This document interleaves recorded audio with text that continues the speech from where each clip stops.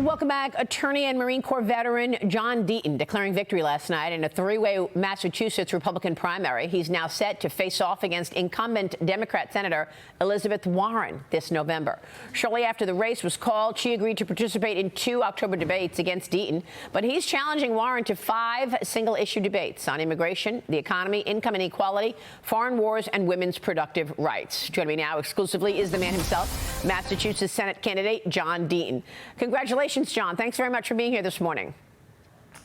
No, thank you, Maria, for having me. It's an honor to be on your show, the first person to interview me after the victory. Well, that's terrific. Thank you for that. I want to get your take on what the plan is now. How do you take on Elizabeth Warren? She's basically in charge of this green climate change agenda. I think she's giving the orders to the administration on who to put in cabinet positions and who to nominate for positions. So how do you win?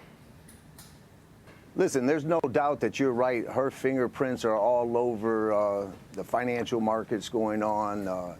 And so, listen, Elizabeth Warren, what got me in this race is I saw a poll last year, Maria, that Charlie Baker, former Republican governor, would smoke her if he were running in this race. Beats her by 15 points. Let's remember, she finished third. She couldn't even take second when she ran for president in Massachusetts. Bernie Sanders and Joe Biden beat her. She has a 41% approval rating. She's passed 1 bill in 12 years.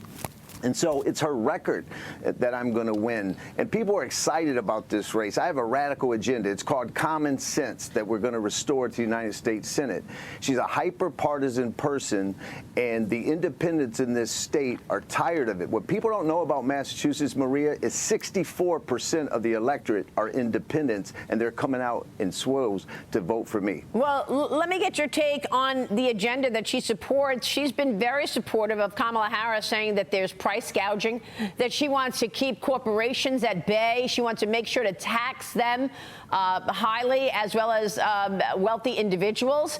So tell me about your economic plans versus hers in Massachusetts. Listen, I'm the perfect messenger to take her on these issues. You know, she talks about income inequality because it's a political slogan to her. It lives inside my heart. Maria, I come from extreme poverty, a single mother on welfare and food stamps, living in one of the worst neighborhoods in America. I know what it's like to be dependent on the government. I don't want to just give people another $50 or $100 in food stamps and say, I helped you. I want to lift people up. Listen, Elizabeth Warren's great at one thing, fighting against issues in people, right? She's great at fighting against the rich and the wealthy, but that's not the same as fighting for the poor and the middle class. And so, of course, she's out there talking about greedy corporations and price controls and socialistic agendas. I'm a free market capitalist, and I believe that someone like me who's overcome extreme poverty in his life, who's able to lift himself up out of poverty, is the right messenger to lift poor people up and expand the middle class. And I'm looking forward to that comparison. Yeah, yours is a phenomenal story, and it's certainly so many of us want to emulate. I have a fantastic panel with me this morning, John. I want to bring the panel in. Tricia, Mahek, give us your take on what you're hearing here, because there's not much time left to get Americans to understand what John Deaton is saying, right? When do mail-in ballots go out, Tricia? For North Carolina, they go out on September 6th, but of course, the first presidential debate isn't even until the 10th. But John, I really want to hear, what are independent voters, what are these swing voters in Massachusetts telling you? What do they want out of you, and what do they want out of the candidates? What they want is common sense. Listen, illegal immigration and the migrant crisis is bankrupting this state. We spent over $1 billion in the last year. We're going to spend over another $1 billion in the next fiscal year. It's literally bankrupting this state while we're experiencing an exodus of people leaving the state.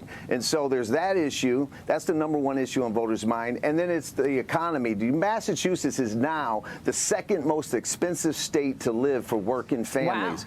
Wow. Regular people are being priced out of the economy. Housing in Massachusetts is more expensive than California now. And people are tired of it, and they want change. Yeah, you know, I did not realize that Massachusetts was the #2 most expensive. I know that Republicans in Massachusetts are demanding information on the state's alleged $1 billion in secret migrant crisis spending. What is this money being spent on? They submitted a formal request last month for a detailed cost breakdown from Massachusetts Governor Maura Healey's administration, as Healey is celebrating her state securing over $20 million in federal funding to help handle the migrant crisis. Meanwhile, we've got story after story of migrant crime. An illegal Brazilian migrant now in federal custody this morning after being charged with raping a minor in Massachusetts. Worley Nito crossed the Texas border illegally back in 2018. In 2023, he was found guilty of suspicion of strangulation or suffocation, assault and battery on a family member. He received a 364-day prison sentence, but a judge suspended all of it but 90 days. He was arrested later on these latest charges back in January, taken into federal custody at the end of last month. John, how would you assess the migrant crisis impact on Massachusetts?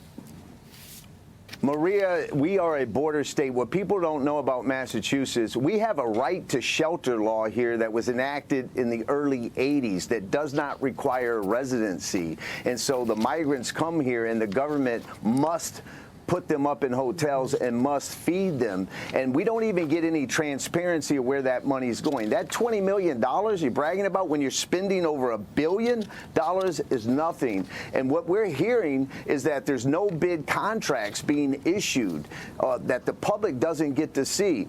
The cheapest rate I've seen is $150 a night, and then I've heard it's $64 a day. Maria, when you add those two numbers up, that's $78,000 per migrant. Tell that to an electrician apprentice who's working 50 to 60 hours trying to feed a family making 75 grand, or a teacher or a bus driver. It's crazy. It's out of control, and Massachusetts is ground zero. It's a great point. Do you think the electoral will come out for you?